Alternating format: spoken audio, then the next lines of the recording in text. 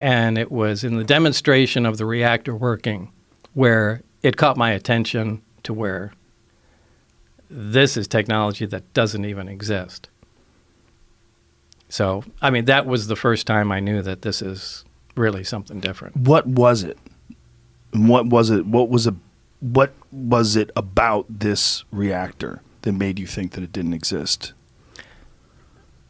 technologically? Well, it was I actually have to back up because there were some briefings that I read it before that certainly gave me the impression that this was going to be a weird job, but this was the first hands-on thing. This was a small reactor about the size of a hemisphere, about the size of a basketball, on a metal plate, and when it was running, it produced a gravitational field of its own. Now, this is something that we can't do. We can't produce any gravity. The only way we get gravity is from large quantities of mass. But there's no machine we can have that turns on that makes gravity. Like, you can turn on an electromagnet and it makes a magnetic field. We can't make a gravitational field. Anyway, this device was producing that. And Barry said, almost like he was bragging, go ahead, try and touch the sphere. And I couldn't. It pushed my hands away, just like two like poles of a magnet. So that was... so like when you take two magnets and you try to press them together and they push against each other? Yeah, that kind of cushion feeling, but you can't get them together. The closer you put them, the more they push. But and you felt that physically with my your hand? Yeah, now there's nothing that does that. And that immediately caught my attention, going, wow, this is something else. What was your thought? Like when you felt that and you knew that there was nothing that you were aware of that could produce this? Then that connected me to the briefings that I read on the first day at S4 was that, everything that I had read was apparently accurate. What were you reading? It was kind of an overview. This project was to back engineer the alien craft. And specifically, it was to try and back engineer and see if we can duplicate the technology with available materials. Now, to do this, they split the project into many different pieces for several reasons. They do this on all classified projects, so nobody has the complete story, but they compartmentalize everything. Now, we had the power and propulsion system. So what the briefings they gave me were like a 1 or 2 page overview of some of the other projects that were going on, on the craft. The only reason they do that is just in case what you're working on is connected intimately in some way that we don't know of to one of the other projects. You have to know their, their existence. So, again, they have everything from metallurgy to, weapon potential of the craft. And these were all, essentially very short briefings. But mine was just power and propulsion. And it made it very clear that what I read was accurate. So when you were reading that, before you actually saw the reactor, what were your thoughts on what they were describing? If you knew that something like that didn't exist, and they're describing it in the briefings, what did you think you were going to see? I didn't know at the time. I mean, I was reading, I thought, is this some kind of test? See if you're crazy? Well, not to see if I'm crazy, a lot of times they'll take in real high security jobs. I mean, they'll intentionally insert nonsense into them, whether it's to confuse the fact or if for someone was to leak it out, they would carry that information along and know where it came from. So I read through the documents, but, I didn't know if this was, part of some kind of test or, Right. Or what, or was it potentially realistic? I mean, I really didn't consider it being all that possible as far as being the actual thing that I was going to work on at the time. How did they turn it on? The reactor? Yeah. The reactor can be turned on or turned off in a lot of different ways. The way Barry showed me it, the hemisphere is removed. There's a small tower in the middle. When you put the hemisphere on, the reactor activates. The reactor shuts down. It's load sensing. So if there's no load on the reactor at all, it shuts down. When there's a load present on it, it starts up again. Load meaning? You can consider it an electrical load. So although it doesn't necessarily operate electrically. There's no wiring that connects any of the subcomponents together whatsoever. They just have to be in the immediate vicinity.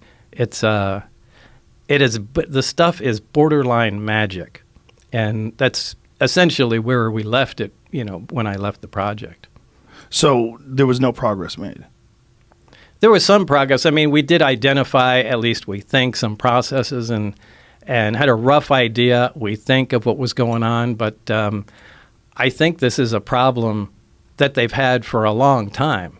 And, I was replacing somebody that Barry worked with prior to me. And I think there was some horrific accident that I didn't have a whole lot of information on. But, Barry alluded to that. A horrific accident, like where someone died, or? Yeah, where somebody died.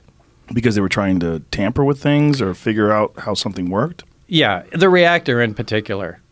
But yet he let you touch it. Yeah, I think what they were trying to do was cut into one. Oh, now, Jesus. they had more than one there, and that was supposedly there was an unannounced nuclear test, and that's what it was. At the time, remember, they were still doing underground nuclear tests at the test site. But from what I understand, according to Barry, there was an attempt made. Now, this must have been a pretty desperate attempt because it's not a very scientific process to analyze something that way.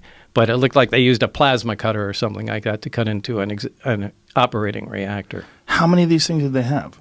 They had nine craft altogether. I only got hands-on with one of them, so I can't really say how the others operated. Did you see the other ones? Yeah. At one time, and only one time, the bay doors that between the hangars were all open, and I could see all the way through. And were they all exactly the same? No, they were all different. Different shapes? Yeah. But they were all from somewhere else? Yeah, absolutely. Now, did anyone make any attempt to explain or to tell you where they came from? No one is the least bit interested in letting everybody know all the facts. They want to give you the minimum information that's necessary to complete your task. So you're not getting the story of where they came from. You're not getting the story of how much progress other people are making. You just focus on the small component. But they gave you some indication that they've been working on these for a while? Yeah. When do you think they acquired these? I really couldn't say. I think they've been around for a while. So they bring you into this room. You see this reactor working. You realize this is nothing that, as far as like the scientific community at current time, has the ability to create. We still don't. What is your life like from that moment on? Is that where everything changes? Because I would imagine the moment you actually make contact with something that's extraterrestrial, whether it's an object or a being, something where you can actually absolutely be certain it's not from here, your whole paradigm, the whole world you live in, is now a different place. Well, this is the only time it became exciting. The rest of the time, it was really an ominous feeling being at work. But at that time, it was exciting. I mean, now I knew we were on the absolute beyond the cutting edge of science. And I was so absolutely excited to be there every single time I was. This was a fantastic opportunity. And however, in short order, it began to concern me. We really have no idea what we're talking about. And the excitement kind of turned to dread at some point, because the amount of power we're dealing with is astronomical. I mean, to affect gravity, to produce the effects like this equipment does, takes huge amounts of power. And I've given the example before of, taking a small portable nuclear reactor and, putting it back into Victorian times, with the scientists of the time, and just dropping it in a room. And they come and look at it and see that it's producing power and wonder how it works, so they start taking it apart. And as soon as they get some of the shielding off, the people are going to drop dead because of the radiation inside. Now, the people have no idea that radiation even exists back then. But anybody that comes in to check on them will also drop dead. And you know, there's no reason that that exact scenario couldn't happen with what we're dealing with. We have no idea how the physics operate within this thing. The power levels are, like I said, astronomical. Like, it's incredibly dangerous to tinker with something like that. And, you know, in some respects, we were guinea pigs, just try to find out how to make this thing. So they'd had a series, as far as you surmised, they had a series of different scientists try to back engineer this thing, try to figure out what this thing was, and they would bring in new people and like, let's throw Bob at it. Yeah, yeah. And they I don't know how many, but I knew there was certainly one before me, and I knew he died during the analysis of the reactor itself. And you don't know how many have worked on it, and no one gave This any could have been indication. there for 50 years. It could have been there for 5 years. When they're giving really you don't instructions, what are they saying? Like when they're giving you direction, they're showing you all this stuff. Like what are they saying? What specifically? What are they asking of you? Well, essentially what they ask is what I said. We are just to gather as much information as possible, find out how it operates, and see if we can duplicate it. So, But they never told you where it was from. They never let you ask questions about where it's from. Well, if the information I read in the briefings was accurate, now what I do have to say is the information that pertained directly to the reactor was accurate. What I read did jive with reality. In terms of how? In terms of how it was made, what we saw, how it operated, the materials, how it, turned on, and what was discovered about it. I'm sorry, the migraine is really making it hard for me to think here. Sorry, no, we talked that before the podcast. You tell everybody Bob was getting a migraine. I know you're very stressed out by this, which is one of the reasons why I appreciate you doing this. Where was I already? We were talking about right, the way you explained it. And so there was some paperwork that indicated that this was from the Zeta Reticuli star system. Now, how they obtained that, I haven't the slightest idea. But it wasn't just from the Zeta Reticuli star system. It was what they called ZR3. So it was a third planet in that star system. So there was no other information about it other than that's supposedly where the craft came from. Now, is that true? I don't know. I have no way of verifying that. But that was printed in the same materials that referenced the reactor. Now, I looked that stuff up when I went home. And Zeta Reticuli is a binary star, two stars that orbit one another. And it's only visible in the southern hemisphere, and it's about 30-some-odd light years away. So that's literally all the information I have about that. I don't know how they found out it came from there. And you also probably have some suspicions that they give you some disinformation like you were talking about before. Where they would, if you ever decided to talk about this, they added a bunch of nonsense to make whatever is factual look ridiculous. Right. Or be able to trace it down. Like, hey, this fax came out and, this Lazar guy said it came from Zeta Reticuli, so they knew it would when be you me. read Zeta Reticuli, were you like, what in the fuck is this? Well, reading all of the stuff, it was, what in the fuck is this? You're like, why did I sign up for this? Like, what? To me, this was cool. This was interesting. I said, I was just excited to be out in a secure area, in the middle of the desert. I said, this is awesome. How old were you at the time? I was in my 20s. Yeah, so you're probably totally geeked out. Oh, yeah. This was great. I mean, I was excited. So I didn't care. I'm reading through everything. And so you read through all the Zeta Reticuli thing, but then when you see the actual starship with the little American flag sticker on it. Well, was that later or before? That was before. So before. So you see the thing before and you say, oh, this is American. Wait, what's that before? So many years. Yeah, I can't.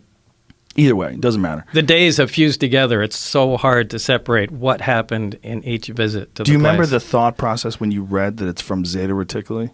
Yeah, it didn't hit me like a ton of bricks or anything. It was just like, okay. And, you think it was bullshit? I don't know.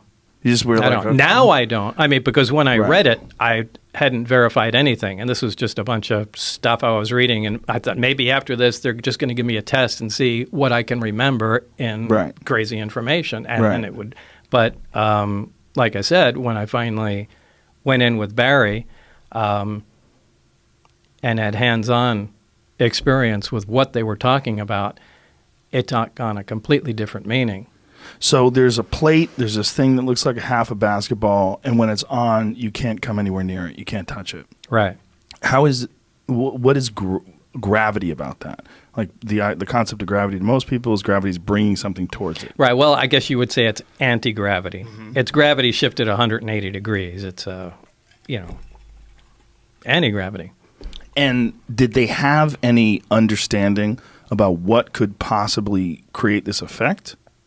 Did they have any areas where they'd like you to look into? No, they knew there was a fuel source in it, and they were proficient at making it work.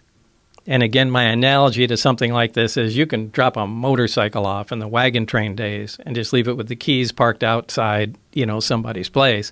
Everybody will come around it, and they'll poke and prod, and eventually they'll turn the key, get it to start, and become proficient at riding it. Yeah. But they won't be able to understand what the hell's going on. They won't be able to make the plastic fender, much less anything else. And I think that's exactly the state we were at. We played around with the parts long enough before I got there where they could make the reactor operate, take the fuel out, and know that it makes it work. How exactly what was going on in the reactor remained a mystery at the time. I think we made some progress on what was going on inside, but I don't think anybody really knew anything. They could just watch what was going on and make note of it. How long were you there? I'd say about 6 months or so. And what progress was made while you were there? Well, we came up with a bunch of reasonably good ideas about how the reactor worked.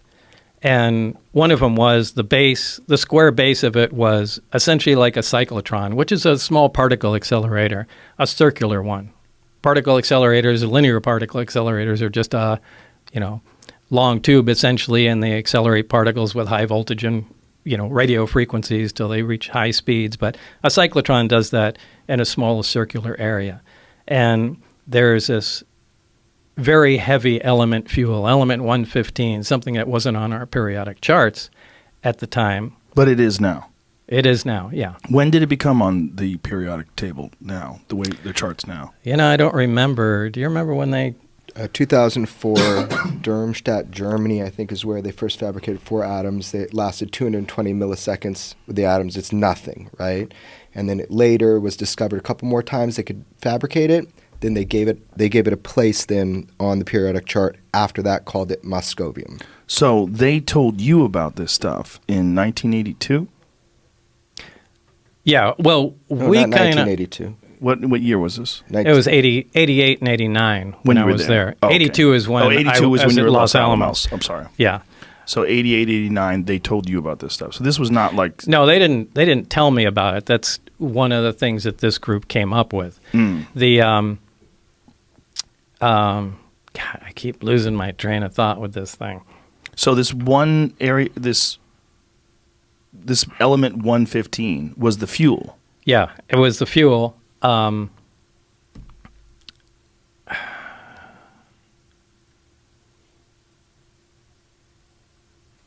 The world will forgive you for having a migraine. It's really hard to think through this. Just give me a minute. We'll just give you more booze. I just want to say yeah, definitely. I just want to say one thing.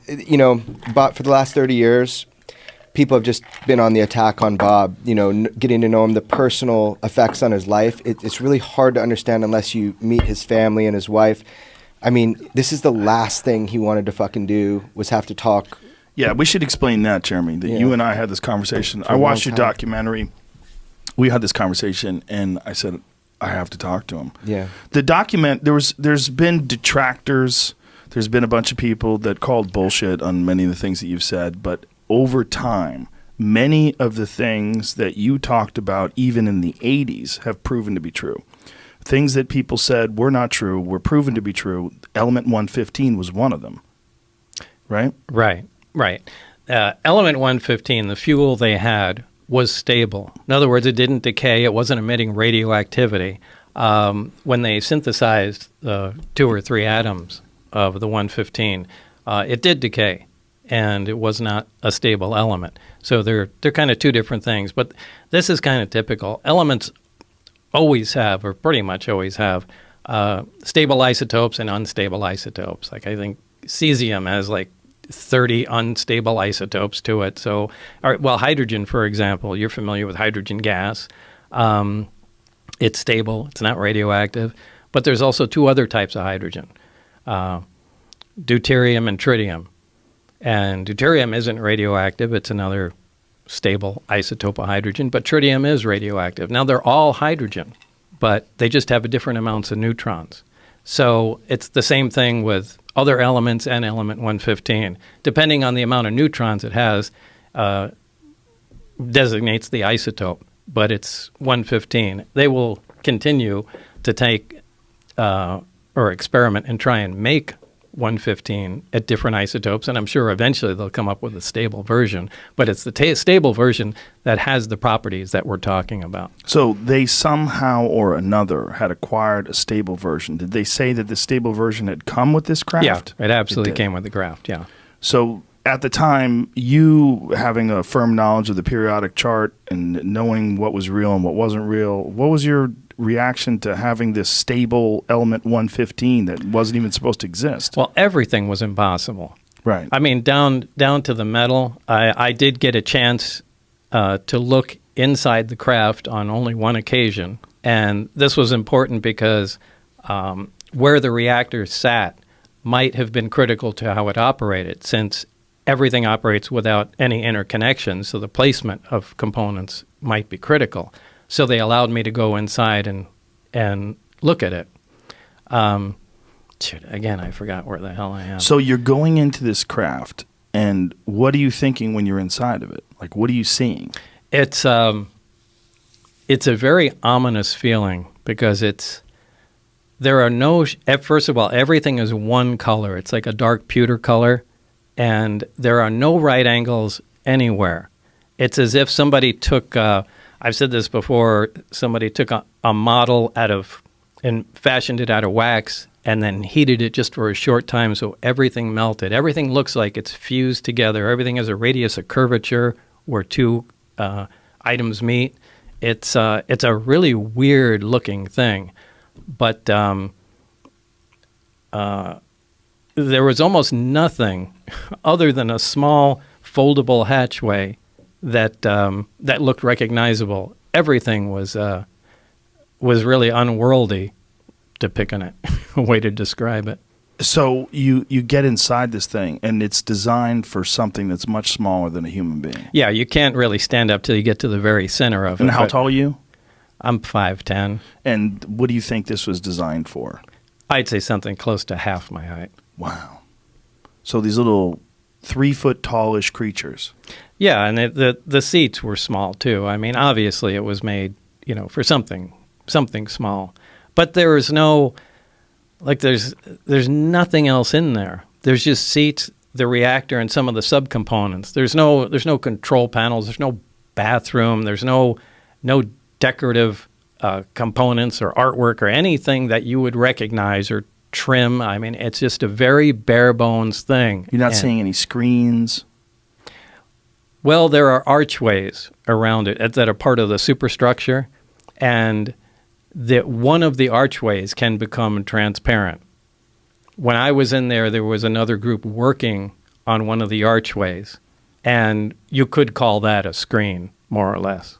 So through that archway, it would maintain the solidity, the solid, whatever metal it was. Yeah, but you could see through it. Yeah, it just became transparent. Yeah, I saw that happen once or twice before I left. Did you ask any questions about what the fuck? No, there's no asking questions. There's no asking questions. No. But when you watch something become transparent, and you realize it's still there, but you can now see through it. Yeah, I mean, now that's not that impressive. We do have some liquid crystal materials that are like that. They have seen that in bathrooms. Smart glass. Yeah, they call it smart glass. So this is just, and I don't know if the craft is made of, an advanced metal or a ceramic. It was cold to the touch, so I would lean more towards a metal. You're not allowed to ask questions. No, they work on the buddy system, so I can only exchange ideas and talk to Barry. Now, this really interferes with science, because science is based on free discussion. And ideally, you get a bunch of guys together, exchange ideas, work on problems, and that's how things move forward. But they're so over the top concerned about security, they split everything off, and everybody becomes stagnant. It just destroys any of the progress you can make, or at least makes it go so slow. I think they wind up shooting themselves in the foot. Which is probably why they arrived at this bottleneck that they needed to get this madman with a jet-powered Honda come in and see what he could do. I think that was an act of desperation. I think they wanted someone that thinks out of the box, and let's just give this guy a try here.